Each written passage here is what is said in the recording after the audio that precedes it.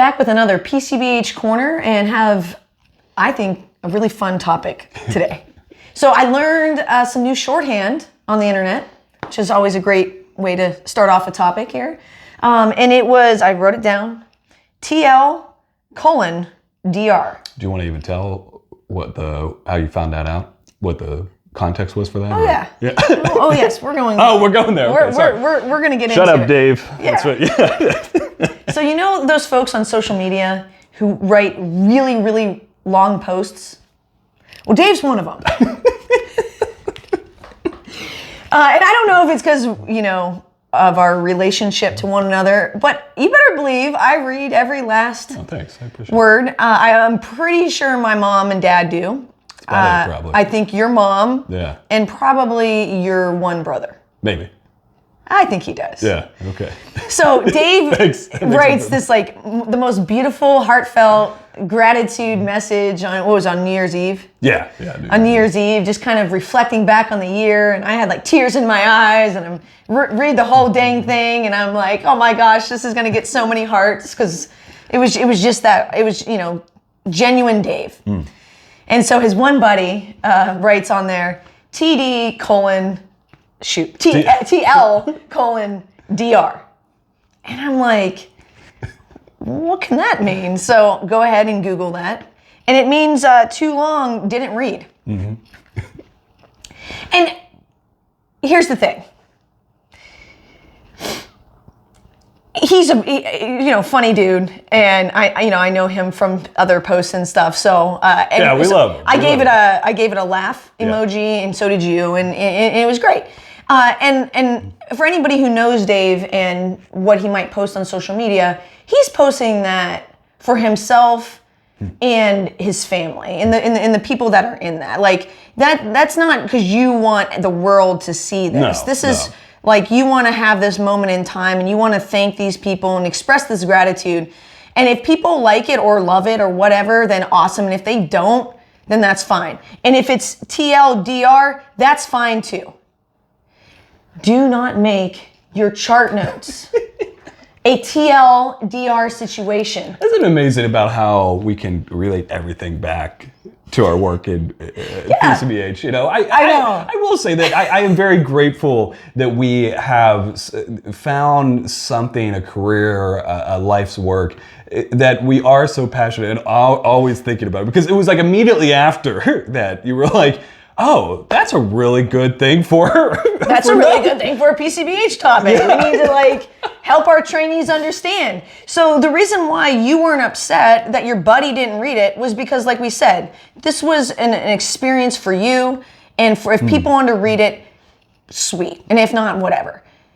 With chart notes, this is not your opportunity to sit there and have this reflective moment, this moment that says, you know what, I don't really care if anybody else reads this, but this was my truth between me and that patient that day. This is not that.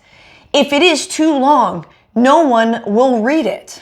And my mind also goes to even expanding it out to even the conversations that we might have with PCPs. And you, I think, and Melissa Baker made some videos about closing feedback loops. Yeah, that was in 2015. That was some early videos, we're going back into the vault. Go to the PCBH vault.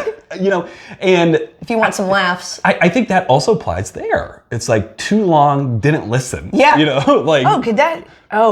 long DL. Yeah, right? Didn't listen. Yeah, just kind of didn't read. I think all these different things, and it's not to say, and my mind always gets people might take it in a way, it's oh, you don't want me to write everything, or you don't want me to say, this is really important stuff. And it's not to say that it's not important. That's not to say. It's more about the function of it. It's and I think it's something that really is part of being a good BHC, is that how you can deliver information in a way that's going to be uptaken by team members. And clearly this is one of the big things that gets in the way.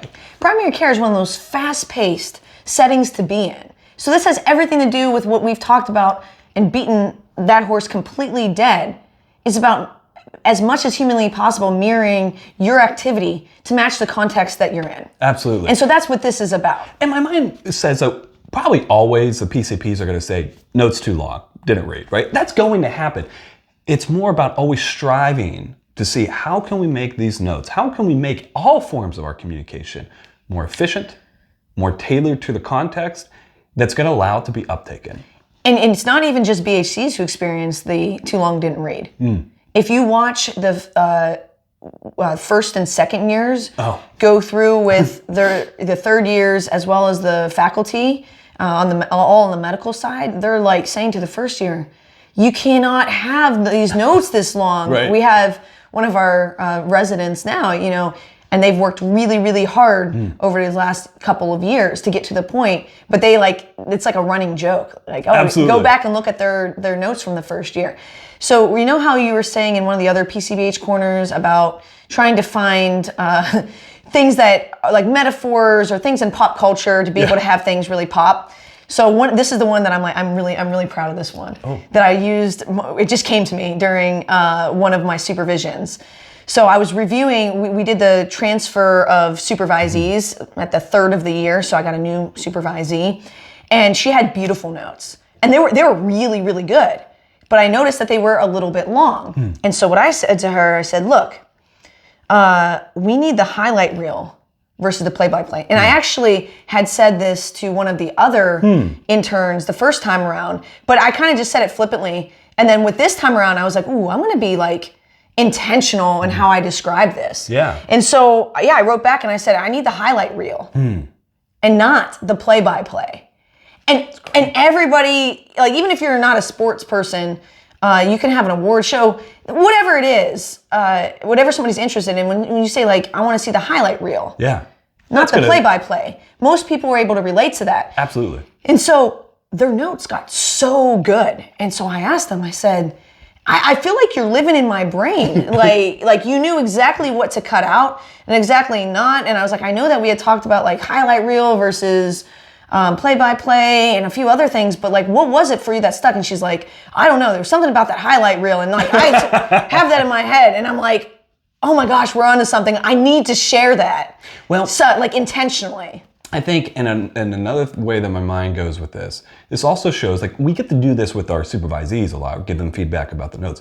It's another plug, and it's interesting that I'm not, because this does create a little bit more work, and I'm not a fan of just doing more work for the sake of it, but it shows why peer reviews can be really helpful. Is that, if you're a BHC, to have someone review your notes to kind of get at that. Is this too long, didn't read? Is this the highlights, or is this the play-by-play that's going on? To give that feedback on like, can we do this? Because as you said, she responded to that. Yeah. The supervisee responded to that feedback, and it produced some really good notes. So metaphors, as we know, take a lot of shortcuts in the brain and allow a lot of really difficult topics to be expressed in snippets, and just have the brain say, okay, I got that. You said snippets. I know. Why did we start doing snippets?